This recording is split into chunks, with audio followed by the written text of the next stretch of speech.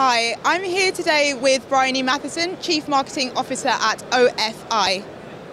Hi there. Hi, Briony. How are you doing today? Very well, thank you. Good. I'm enjoying the show. Very early days, though. Yes. So the first question I want to ask you is about sustainability. Sustainability is a complex issue, and with the climate crisis, I just want to ask what OFI are doing around sustainable issues. Sure. So sustainability is very much part of our DNA. We've been doing 2 decades now into investing in sustainability. Definitely the right thing to do. Definitely expected of us by our stakeholders, our partners, our customers, our investors. But also really interestingly for us effectively being an agribusiness where our raw material is grown, we have to look after the environment. Because if it doesn't rain, we don't get our crops. If we don't look after our farmers, we won't, and the future generations for farming, we won't have farmers in the future. So it's in our self-interest to do that as well. And we're on this decarbonisation journey. Obviously, we've just come off the back of the COP talks in Egypt. We realise that the whole climate change crisis is huge. Agriculture's got a big part and a big part of the solution to play in that. So that's why we're sponsoring the Sustainability Hub at FIE, and excited that we're up for the Cocoa Compass, where we're shortlisted for one of the Sustainability Awards through our Cocoa Sustainability Project. Brilliant, thank you.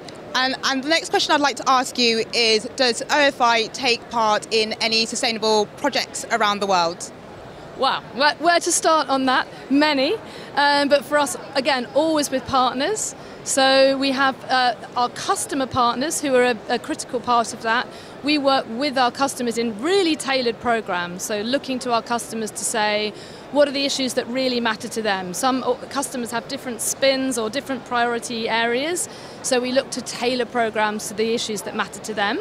I have a personal one I could talk about as well. I'm very passionate about primates, so in my personal life. So we have, for example, we work with a very high-end coffee manufacturer, and we sponsor a gorilla project with them in the Democratic Republic of Congo. Or I could take another example of a culinary food manufacturer in the culinary space who's working with us in the States on onion and garlic with soil and water. Or let's say a club retailer who's really passionate about livelihoods, who sponsors a whole village, a sustainable village in Africa. So that's critical.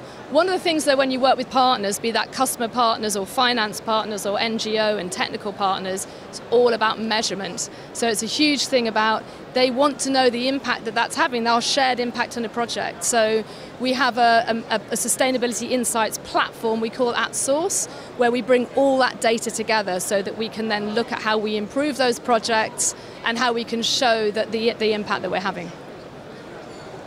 Thank you, Briony.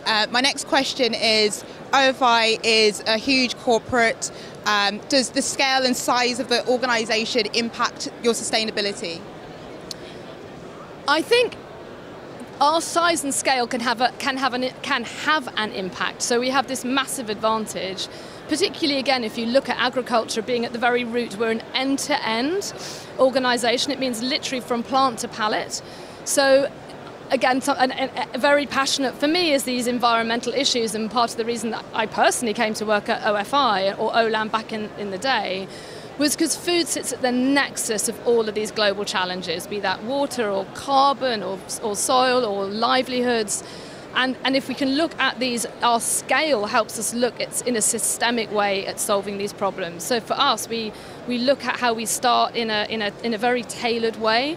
We pilot something, we look to see how can we scale and replicate. And being a global business with a network across 60 plus countries, we can try something in one place, in one particular agricultural supply chain, and we can then scale it into another or take it to another geography, looking at how we measure and how we build on those improvements. So we managed to have a massive influence and impact. It's a real privilege of working for us at such a big company and all of those parts of the value chain and also the ecosystem of people that are really trying to solve these issues. We're very privileged in that.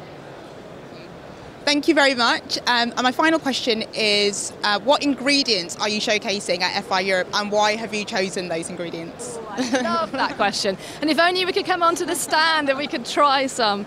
So let me think. I'll talk about 3. So OFI, it consists of 5 key ingredients in our portfolio: cocoa, coffee, nuts, spices and dairy. And they were all chosen because they're incredibly complementary one to another. So I'd start by saying, why not pick a product that has all 5 of them?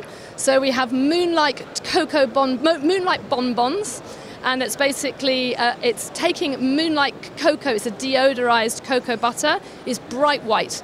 Often with cocoa butter, if you don't deodorize it, it's creamy, but what's great about it being bright white, it gives us this lovely palette to work with. So we've got 5 different flavors in our Moonlight Bonbons that enable everyone to try the whole portfolio for OFI. Then maybe my next product that I would pick would be our plant-based cocoa ice cream. I definitely recommend you try that. And one of the main things in this is it's a clean label cocoa. So we've reduced the alkali content in the cocoa, which means it can be clean label and also reduces our carbon emissions. And the plant-based piece comes from cashew. So there's no dairy in this particular one. And the cashew has amazing texture and sensory mouthfeel. Also, it's very low on flavor, so it doesn't interrupt with the flavor. And it backs into the fact that we have done this plant-based research, 1,500 consumers in 5 markets in Europe. And one of the key learnings out of that for us was that 35% of consumers have tried plant-based products and haven't liked what they've tasted. So that's taken 8 people out of the market. So we've managed to size, therefore, the market opportunity that is lost by people who've tried plant-based category and rejected it. And if I'm going to add one more, my last one would be our Cocoa Compass chocolate bar. And that basically is, again, pulling through it's basically a sustainability chocolate bar all in one, single origin from Ecuador, where we support Be Sustainable project. And it really backs into this whole our Cocoa Compass sustainability strategy, looping nicely back to being shortlisted for the award. Thank you so much, Briony. It's brilliant. Thank you. Thanks.